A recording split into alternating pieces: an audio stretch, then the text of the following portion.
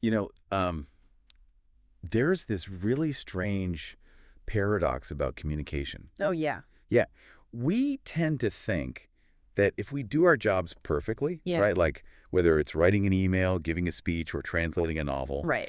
the effort should be completely invisible.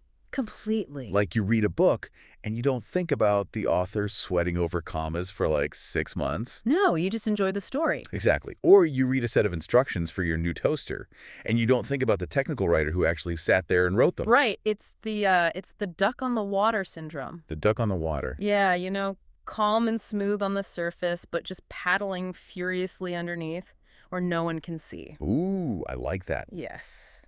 But I think nowhere is that truer than in the world of translation. Absolutely. Because when translation is done perfectly, it literally vanishes. You read a menu or a subtitle or a legal contract, and you don't even realize it started in a completely different language. It just feels totally natural. Right. You only really notice translation when it breaks. Oh, the broken ones. Yeah, like those internet memes where a menu offers you roasted husband instead of roasted chicken. That's the curse of the profession, isn't it? If you succeed, you are completely invisible. But if you fail, You become a viral screenshot it's forever. exact. So today, we're going to ruin that invisibility. We're going to pull back the curtain on that whole process. Our mission for this deep dive is to stop looking at translation as just swapping words. Which is how most people see it. Yeah, like here's the French word for cat, here's the English word for cat, job done. Right. We want to move past that and start understanding it as this massive, complex engine that actually powers global interaction. It really is an engine. And to get under the hood, we're digging into some heavyweight material today. We are. We've got insights from seminal texts like Introducing Translation Studies by Jeremy Monday and Translation, an advanced resource book by Hatim and Monday. Right, the core sources. Yeah, these are basically the Bibles for anyone who wants to understand how we actually move ideas across borders. And what jumped out at me immediately from these sources is that translation isn't even just one thing. Not at all. In fact, there are types of translation I do every single day, and I bet you do too, listening to this, that I never realized were actually translation until I read this note stack. That is usually the biggest surprise for people. We tend to think of translation as just, moving between languages. Right, interlingual. But the sources actually break it down into 3 distinct categories that shape how we communicate. But before we get to those 3 types, we have to define what we're actually talking about. We do. Because even the word translation is a bit of a trickster. There is. Let's unpack that first. Yeah, because I found a great little cocktail party fact in the notes regarding the etymology. The word translation itself. Oh, right. The Latin roots. Yeah, it comes from the Latin transfer. Transfer, yes. Yeah. Which translates literally to carry over. It's carry over. I love that mental image. It's great, isn't it? It feels physical. You aren't just changing words, you are actually transporting an idea. You're picking up a heavy concept in one place and carrying it across a border to drop it in another. And that carrying over is where the trouble starts, honestly. In the source material, they make a really important distinction. Okay. When we say translation in casual conversation, we're actually being quite sloppy with the word. How so? Well, we're usually talking about 3 completely different things at once. Break that down for us. What are the 3 meanings? Okay, so first there's the subject field. Like if someone says, I study translation at university. Right, the academic discipline. Exactly. Second, there's the product. That's the actual text you hold in your hand, the translated report or the physical thing. Yeah. And third, there's the process. The verb, the act of actually producing that text. So it's the study, the thing, and the verb. Precisely. And in the professional world, there is one major distinction within that process that people mess up constantly. Oh, I bet I know this one. I bet you've heard people on the news talk about translating a speech while it's happening live. Oh, all the time. Yeah. Like we're going to go live to the translator in the booth who's listening to the president. And that drives the pros absolutely crazy. Hello. Because technically that is not translation, that is interpreting. I have to admit, I've always used them interchangeably. Most people do. What is the hard line between a translator and an interpreter? Is it just semantic nitpicking? It's not just nitpicking at all. It's about the medium and the brain power used. Translation is written, interpreting is oral. Written versus oral. Yeah. It seems like a small detail, but the cognitive skills required are totally different. A translator has the luxury of time, research, and revision. They can look things up. Exactly. They can agonize over a comma for an hour if they want to. Hmm. An interpreter is doing immediate high-pressure execution. Right on the spot. It's like the difference between writing a screenplay and performing improv comedy. That makes total sense. And the Yeah. sources gave a really high-stakes example of this confusion, didn't they? They did. The Lockerbie bombing trial. Yeah, that was fascinating. This is a grim but perfect example of why the distinction actually matters in the real world. This is a massive international legal case involving the Netherlands and Scotland regarding the Pan Am Flight 103 bombing. Very serious trial. Extremely. And the defense lawyers actually lodged a formal protest complaining about the poor translation in the court proceedings. And when you're in a murder trial, per translation sounds like a massive violation of rights. Exactly. They said it was impeding their client's understanding of the charges and the evidence. What? But here's the thing. What they were actually complaining about was the interpreting, the spoken relay of what was happening in the courtroom. But the media reported it as a translation problem. Right. And that confusion muddies the water. It makes it harder to fix the problem if you don't even know which profession you're critiquing. That is wild. But whether it's written or spoken, the impact is huge. We aren't just talking about convenience here. We're talking about access to justice. If you can't understand the court, you can't defend yourself. It really highlights the scale of this. I was looking at the data points in the file earlier. This carrying over business is a massive economy. Huge. In 2019, the global market for outsourced language services was estimated at over $46 billion. It's a massive industry. It really is the oil in the gears of globalization. And the European Union alone spends 1.1 billion euros a year on translation and interpreting. That's the cost of democracy in a multilingual continent. In the slide deck we reviewed, they call this the power of transfer. The power of transfer. I like that. Yeah, we translate for the economy, obviously, because global trade doesn't happen without it. We translate for rights and identity, like in the courts. Right. But there's also this beautiful concept mentioned called afterlife. Afterlife. That sounds a bit mystical for a textbook on linguistics. It is, but it's a really profound idea. It's the concept that translation gives a text a second life. Okay, explain that. Think about a book written in 18th century France. Without translation, that text is effectively dead to a modern Japanese reader. Because they can't read it. Exactly. It's locked in a specific time and a specific place. Translation unlocks it. It allows ideas to live beyond their original borders. Wow. It allows us to overcome the impossible barriers of human affairs, like time and space. That is a really cool way to look at it. It's not just utility, it's preservation, it's resurrection almost. Exactly. Keeps the ideas breathing. Okay, so we know why we do it. It's the engine of trade, justice, and the afterlife of ideas. Right. But now I want to get to the how, because this is where the deep dive gets really interesting. We're going to talk about the 3 types of translation. Yes. And this changes the definition of the word entirely. It really does. For this, we have to introduce the star theorist of our episode, Roman Jacobson. Roman Jacobson, Russo-American structuralist, writing back in 1959. A giant in the field. You see, before Jacobson, a lot of the debate in translation was pretty circular. Circular how? Well, it was centuries of people arguing about word for word versus sense for sense. Do I translate literally or do I translate the general meaning? No, the classic faithful versus beautiful debate. Right. But Jacobson came along and zoomed out. He said, look, we need to categorize this based on how we interpret verbal signs. Yeah. And he gave us a typology that is still the gold standard today. He broke it down into 3 types: intralingual, interlingual, and intersemiotic. Okay, let's tackle them one by one. Because type 1 threw me for a loop. Intralingual translation. Yeah. The definition here is rewording, translating within the same language. Where My immediate reaction was, how can you translate English into English? Isn't that just talking or editing? it feels completely counterintuitive at first. But think about it. If I say something incredibly technical, let's say, the fiscal solvency of the entity is predicated on the liquidation of assets, and you just look at me blankly. Which I definitely would. And then I say, in other words, we need to sell stuff to pay the bills.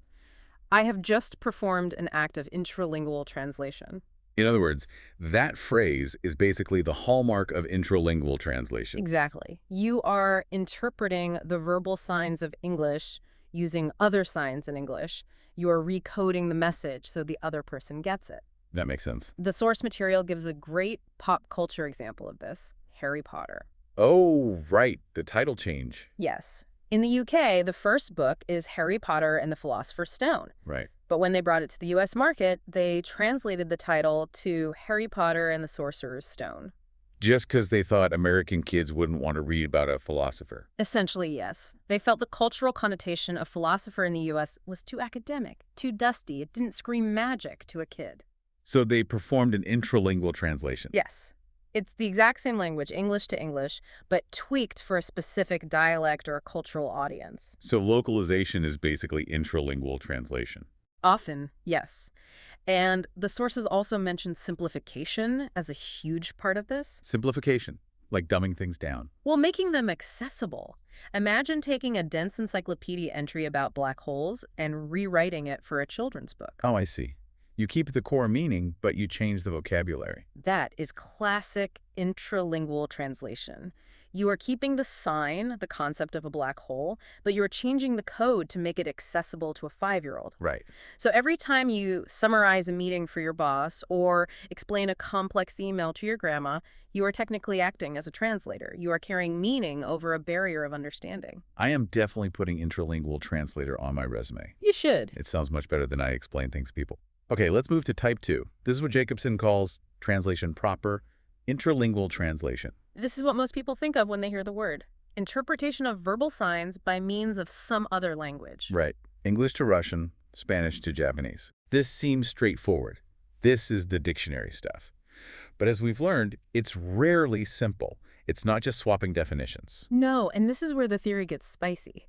Because languages don't map onto each other perfectly, there is rarely a perfect one-to-one synonym. There is a story in the notes about marshmallows that I think perfectly illustrates this nightmare. Oh, the marshmallow example.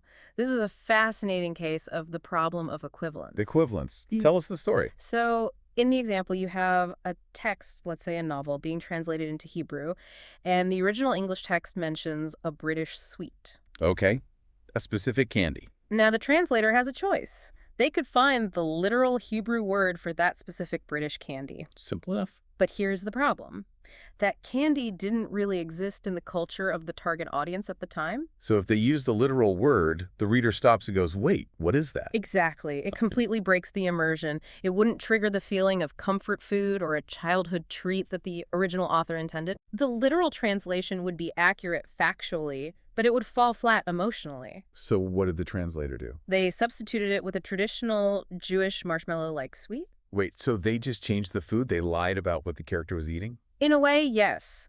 But in the world of translation theory, that lie might actually be the higher truth. How so? Because interlingual translation isn't just about dictionary accuracy, it's about cultural equivalence. The translator wanted to create an equivalent effect on the reader. The equivalent effect. Yeah, if the character is eating something nostalgic, the reader needs to feel that nostalgia. If you translate British sweet literally, the reader just thinks, what is that weird foreign object? That is such a good point. It shows that translation is really about culture, not just words. You have to translate the feeling. Exactly. But it's risky, right? Because now the text says they ate a marshmallow, but the original author wrote something else. It is incredibly risky. And that's the eternal debate in the field. Jacobson had a famous line about this. He said, equivalence indifference is the cardinal problem of language. Equivalence indifference. Unpack that for me. You are always trying to keep the meaning, the equivalence, while dealing with the fact that the languages and cultures are fundamentally different. Right. You're trying to fit a square peg into a round hole, but you want the area of the peg to remain exactly the same. It's a puzzle that is technically impossible to solve perfectly. You always lose something. You lose the literal candy, or you lose the nostalgic feeling. You have to choose what to sacrifice. Exactly. Every choice is a sacrifice. That puzzle gets even more complex and, frankly, a lot cooler when we get to the third type. Type 3. Intersemiotic translation, or as Jacobson called it, transmutation. This is where we leave the realm of just words entirely. This is the one that blows people's minds. I can see why. Intersemiotic translation is the interpretation of verbal signs by means of nonverbal sign systems. So words into, not words. Words into music, words into images, words into film. This is where it gets cinematic. Yeah. The source material lists some great examples. War of the Worlds. Right. H.G. Wells wrote the novel. That is a verbal sign system, words on a page describing an alien invasion. Right. But then Jeff Wayne created a musical version. The rock opera. Yes.